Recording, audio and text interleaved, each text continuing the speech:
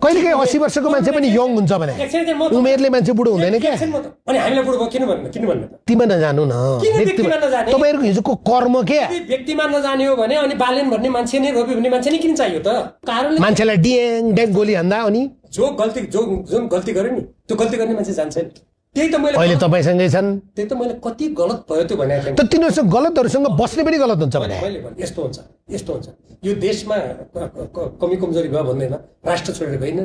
देश छोड्नुहोस् भने हो र? पार्टी भने कसैको कम्पनी होइन नि, व्यक्तिगत हो र कम्पनी, पार्टी भने हुँदा यत्रो आलोचना गर्नुहुन्छ। अहिले त ओलीसँगै घाँटी मिलाउनका लागि तपाईँहरू चाहिँ उत्तरसिएर बस्नु भएको छ। जुन त्यो घाँटी जोड्ने कुरा छ त्यसमा पनि मेरो एउटा भनाइ के छ भने तपाईँले त्यो सरकारको सिद्ध्याएर यसमा भन्छु त्यो के छ भने सरकार यत्रो ठुलो हामी राम्रो काम गरेर आउँछ भनेपछि राष्ट्रिय सुरक्षा, राष्ट्रिय स्वाधीनता सबभन्दा एक नम्बरमा आउँछन् ती कुराहरू।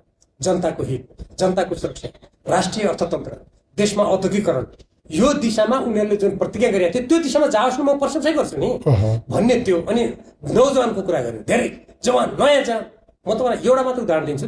त्यसले पर्याप्त उनीहरूको मनस्थितिमा कस्तो रहेछ भन्ने कुराको त्यसले छर्लङ्ग पार्छ नेपाली जनतालाई। नेपाल वायुसेना निगम भनेको त्यहाँ एकदम जवान, एकदम सक्रिय, फुर्ती, पर्यटन क्षेत्र भनेको एनर्जेटिक चाहिन्छ। त्यस्तो मान्छे चाहिने ठाउँ। त्यहाँको अध्यक्ष कति वर्षको बनायो? 80 वर्ष। अनि नेपाल वायुसेनामा चाहिँ 80 वर्षको मान्छे, कहिलेकाहीँ 80 वर्षको मान्छे पनि यङ हुन्छ भने उमेरले मान्छे बुढो हुँदैन क्या। अनि हामीलाई बुढो भयो किन भन्नु त? तपाईँहरूको त कर्म बुढो भएको। अनि के कर्म बुढो? मैले देशको पक्षमा बोल्दा मेरो कर्म बुढो भयो होइन? तपाईँ व्यक्तिमा नजानु न, तपाईँहरूको हिजोको कर्म के? व्यक्तिमा नजाने हो भने अनि बालेन भन्ने मान्छे नै रोपी भन्ने मान्छे नै किन चाहियो त?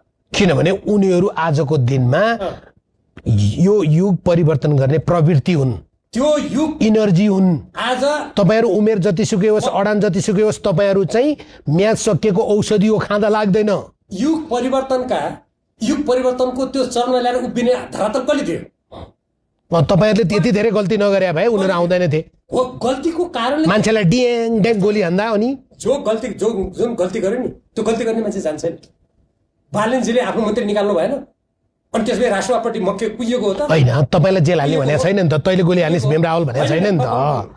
तर मलेसियामा 92 वर्षको मान्छे युवा हुन्छ, 31 वर्ष त भयो जम्मा वायुसेवा निगमबाट उहाँ रिटायर भएको। जब 31 वर्षपछि फर्किया त हो। सुन्नुहोस्, तपाईँ व्यक्तिको कुरा नगर भन्नु होला होइन, व्यक्तिको कुरा नगर भने उहाँहरूको पनि गर्न पाइएन। यदि व्यक्तिलाई कारवाही गर्दा कुनै व्यक्तिमा खराब हुनसक्छ व्यक्ति भन्नु भन्ने हो भने उहाँहरूले मन्त्री निकाल्नु भएको छ। राष्ट्रिय स्वतन्त्र पार्टी गठनको केही वर्षमा उहाँका सांसदहरूले घुस लिएर रङ्गे हात पक्रेर उहाँले निकाल्नु भएको छ। अनि उहाँ त निकाल्नुहुन्छ भने तपाईँहरू त कहीँ चेपेर भन्नुहुन्छ। निकालेन।